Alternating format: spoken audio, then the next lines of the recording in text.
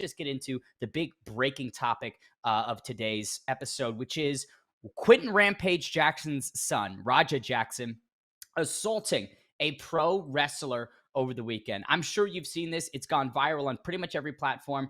Raja Jackson, he was doing a kick stream. He'd been invited to a pro wrestling show owned by WWE Hall of Famer Rikishi. So pretty, I would say, renowned names attached to this.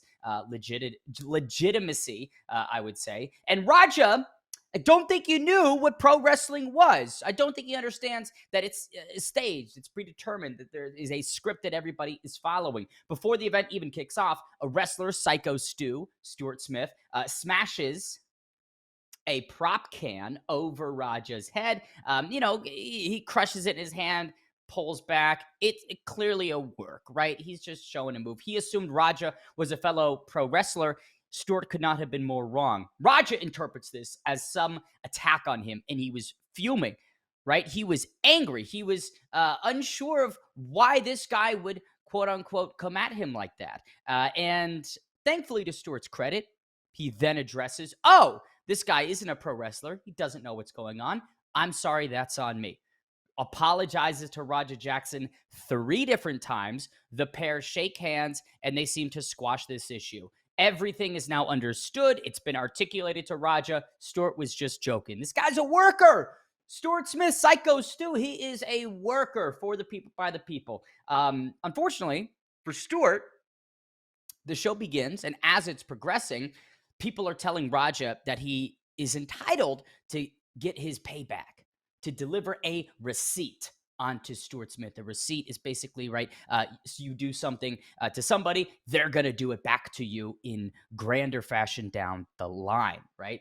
And I don't think the way that these people were illustrating what a receipt was to Raja connected with his brain, because on his kick stream multiple times, he was suggesting, I can do whatever I want in there. I'm gonna go for real. I'm not gonna be pulling anything. There won't be anything staged about this. I'm going to go for real. Nobody corrected him. And that became terrible once Raja enters the ring, picks up Stuart Smith, slams him. I mean, it's this huge elevated double leg, and Stuart's out from that first connection after the takedown. And then Raja proceeds to land about 22 unanswered blows onto the face of the unconscious Stuart Smith. What this does is bloodies him up beyond belief. Too many teeth gone. And apparently he was choking on his own blood and flatlined in the ring. That's what the promoter said on a phone call with Raja following the event. So this is like serious damage. This is legitimate injury that Raja Jackson is causing for Stuart Smith. Far greater than a prop can being smashed over your head. Despicable, unacceptable. And what's even crazier is, like I mentioned, Raja Jackson was streaming the entire evening on Kick.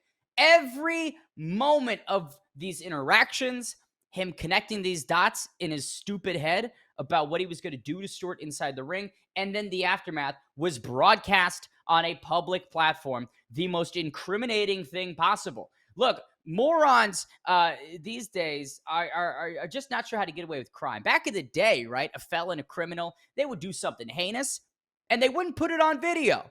And maybe they'd get away with it because there's no evidence. But Raja Jackson attempting murder on somebody while broadcasting it, not a smart decision. Not a smart decision at all. As he flees the scene of the crime, he's complaining to the camera about how people view him. Everyone's calling him a this and that, and that's just not who he is, and now he's proven it. Raja, wrong place, wrong time, seriously wrong actions to maybe try and make that point, right? This was a local, small-time pro wrestling show. A dude who profusely apologized for misunderstanding why you were there, right? And clarified, hey, I'm not coming at you. I was just doing a little work, a little joke. And then you proceed to hospitalize him. That's just insane to me. And now his father, Rampage Jackson, who funnily enough is also streaming on Kick as this is occurring. He's with renowned streamer Sneeko. Wow, how far has Rampage Jackson fallen? But they see, this incident play out. Someone brings them a phone and shows them the video, which, again, I don't recommend you watch. It's sickening. But here's Rampage's reaction to it. He says, and I quote, because I feel it's important to just give you the full lay of the land with what Rampage is suggesting here. I want to clear up the misinformation about my son, Raja. I've been confirmed that the wrestler Stuart is awake and stable, which at 11:49 p.m. on August 23rd, I don't think that was communicated to Rampage, right? Because today, several hours ago, his close friends and family are confirming that, he's awake, stable. So unsure how Rampage came to this idea 11:49 p.m. 2 days ago. Raja was unexpectedly hit in the side of the head by him moments before Smith's match. Raja was told that he could get his payback in the ring. I thought it was part of the show. It was bad judgment and a work that went wrong. Raja is an MMA fighter, not a pro wrestler, and had no business being involved in an event like this. I don't condone my son's actions at all. However, here I am trying to justify and make excuses. He suffered a concussion from sparring only days ago and had no business doing anything remotely close to physical contact. As a father, I'm deeply concerned with his health and the well-being of Mr. Smith. That being said, I'm very upset that any of this happened, but my main concern now is that Mr. Smith will make a speedy recovery. I apologize on his behalf and to Kick for the situation.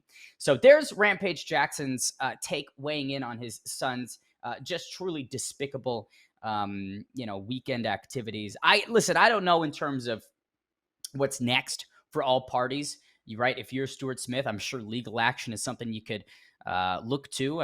I would hope that Raja or Rampage, whoever, would help offset those medical expenses, because if you're choking on your own blood and missing a ton of teeth, can't imagine it's going to be cheap. Can't imagine the road to recovery is going to be an easy one. And the moron that put him there in that condition chose to then flee the scene and was going on an unstable and insecure, fragile ego-esque rant about how people call him following it. I don't really have much of an ending point to this, right? I'm sure that you saw this whole saga play out, but just felt it was worth mentioning because, by God, it has taken the combat sports world by storm. And I just hope that for Stuart's sake, everything comes up good. His health is great, and maybe that bank account can have a couple zeros following a lengthy, I would say, pursuit criminally against Raja